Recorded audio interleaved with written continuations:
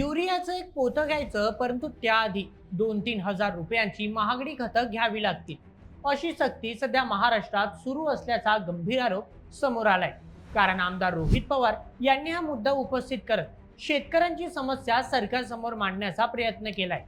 म्हणूनच एकीकडे चांगल्या पिकासाठी शेतकऱ्यांना युरियाची गरज असताना दुसरीकडे मात्र युरियासोबत महागडी खते खरेदी करण्याची सक्ती होत असल्याचा दावा केला जातोय. त्यामुळे आधीच कर्ज, दुष्काळ आणि वाढत्या शेती खर्चाने अडचणीत असलेल्या बळीराजाच्या चिंता आणखी वाढल्याचं बोललं जाते. परंतु कृषी मंत्री दत्तात्रय भरणे यांनी हे आरोप फेटाळले आहेत. मग आता नेमका प्रश्न उपस्थित होतो की हा दावा कितपत सत्य आहे? या प्रकरणी सरकारचं म्हणणं खरं आहे की रोहित पवारांचं? आणि जर अशी सक्ती खरंच होत असेल तर त्याची किंमत शेवटी कोण मोजतंय? तर चला, राज्यातील शेतकऱ्यांसाठी महत्त्वाच्या असलेल्या या संपूर्ण प्रकरणाचा सविस्तर उलगडा करूयात आजच्या व्हिडिओमध्ये. आजच्या बातमीचे लेखक आहे मेहुल मराठे. तर मित्रांनो, गेल्या काही महिन्यांपासून राज्यात युरियाच्या उपलब्धतेबाबत आणि खत वितरणाबाबत सातत्याने विविध तक्रारी समोर येत आहेत. काही भागात युरिया अत्यंत मर्यादित प्रमाणात मिळत असल्याचं सांगितलं जाते, तर काही ठिकाणी युरियासोबत इतर महागडी खतेही घ्यावी लागत असल्याच्या तक्रारी वेळोवेळी समोर आल्या आहेत. त्यामुळे हा वाद काही अचानक निर्माण झालेला नाही. याच पार्श्वभूमीवर राष्ट्रवादी काँग्रेस शरद पवार गटाचे आमदार रोहित पवार यांनी सोशल मीडियाच्या माध्यमातून सरकारवर थेट प्रश्न उपस्थित केले. त्यांचा आरोप असा आहे की अनेक खत विक्रेते शेतकऱ्यांना फक्त युरियाचं एक पोतं देत नाहीत, तर त्याआधी 2 ते 3 हजार रुपयांची इतर महागडी खते खरेदी करण्याची अट घालत आहेत. म्हणजे शेतकऱ्याला गरज फक्त युरियाची असली तरी त्याच्यावर अतिरिक्त खर्च लादला जात असल्याचा त्यांचा दावा आहे. इतकंच नाही तर या संपूर्ण प्रकरणाची चौकशी करून दोषींवर कठोर कारवाई करण्याची मागणीही त्यांनी केली. त्यांच्या या आरोपानंतर सोशल मीडियापासून ते राजकीय वर्तुळापर्यंत या मुद्द्याची जोरदार चर्चा सुरू झाली. खरं तर हा वाद फक्त एका युरियाच्या पोत्याचा नाही, तर राज्यातील खत वितरण व्यवस्थेवरच प्रश्नचिन्ह निर्माण करणारा आहे. कारण मित्रांनो, विचार करा, जे शेतकऱ्याला फक्त 300-400 रुपयांचं युरियाचं पोतं घ्यायचं आहे, त्याला जर आधी 2-3 हजार रुपयांची इतर खते घ्यायला लावली जात असतील तर त्याची अवस्था काय होत असेल? आजही राज्यातील अनेक शेतकरी कर्जाच्या ओझ्याखाली दबले आहेत. कुठे वेळेवर पाऊस पडत नाही, तर कुठे अतिवृष्टी एका रात्रीत उभं पीक उद्ध्वस्त करते. बियाणं, खतं, औषधं, मजुरी आणि इंधनाचा खर्च दिवसेंदिवस वाढत आहे. त्यातच पिकाला अपेक्षित भाव मिळेल याचीही कोणालाही खात्री नसते. अशा परिस्थितीत गरज नसतानाही अतिरिक्त खर्च करावा लागला तर तो फक्त काही हजार रुपयांचा प्रश्न राहत नाही, तर आधीच खराब झालेल्या शेतकऱ्याच्या आर्थिक गणिताला आणखी एक मोठा धक्का ठरतो. अशा परिस्थितीत अनेक वेळा शेतकऱ्यांना उधारी करावी लागते, तर काहींना पुन्हा कर्जाचा आधार घ्यावा लागतो.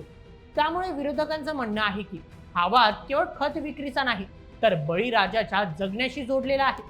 मात्र या प्रकरणाची दुसरी बाजूही समजून घेणं तितकंच महत्त्वाचं आहे. कारण अधिकृत नियमांनुसार युरियासोबत दुसरं खत खरेदी करणं कुठेही बंधनकारक नाही. त्यामुळे जर काही ठिकाणी अशी सक्ती होत असेल तर तो सरकारचा अधिकृत निर्णय नसून काही विक्रेत्यांकडून होत असलेला नियमभंग असू शकतो. त्यामुळे सर्व खत विक्रेत्यांनाच दोषी ठरवणं योग्य ठरणार नाही. अनेक विक्रेते नियम पाळून व्यवसाय करतात, परंतु जर काही मोजके विक्रेते शेतकऱ्यांच्या अडचणींचा फायदा घेत असतील तर त्यांच्यावरच कठोर कारवाई होणं तितकंच गरजेचं आहे.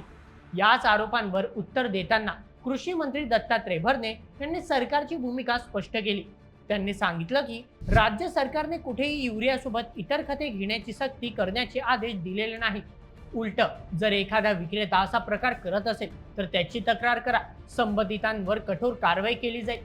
परंतु इथेच विरोधक आणखी एक प्रश्न उपस्थित करत आहेत. जर अशी सक्ती होतच नसेल तर राज्याच्या विविध भागातून अशा तक्रारी वारंवार का समोर येतात? आणि जर काही मोजक्या विक्रेत्यांकडून हा प्रकार होत असेल तर त्यांच्यावर आतापर्यंत नेमकी किती कारवाई झाली? हे प्रश्नही आता उपस्थित केले जात आहेत.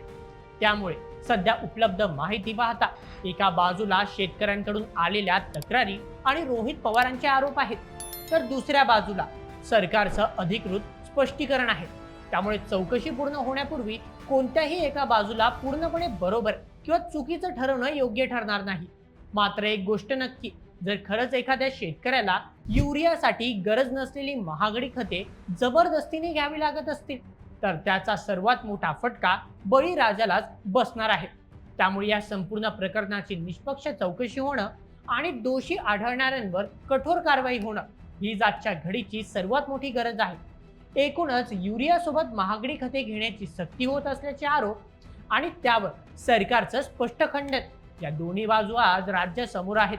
परंतु या संपूर्ण वादात सर्वात मोठा प्रश्न कोणत्या पक्षाचा नाही तर बळीराजाच्या विश्वासाचा आहे. कारण शेती हा केवळ व्यवसाय नाही तर लाखो कुटुंबांच्या उदरनिर्वाहाचा आधार आहे. त्यामुळे सत्य काहीही असो ते लवकरात लवकर समोर येणं आणि दोषींवर कठोर कारवाई होणं हीच प्रत्येक शेतकऱ्याची अपेक्षा आहे. तर मित्रांनो, तुमच्या परिसरात किंवा तालुक्यात युरियासोबत महागडी खते घेण्याची अशी सक्ती कधी झाली आहे का? तुमचा अनुभव आणि मत आम्हाला कमेंटमध्ये नक्की सांगा आणि अशाच व्हिडिओसाठी सबस्क्राईब करा बोल एम एच चॅनलला. धन्यवाद.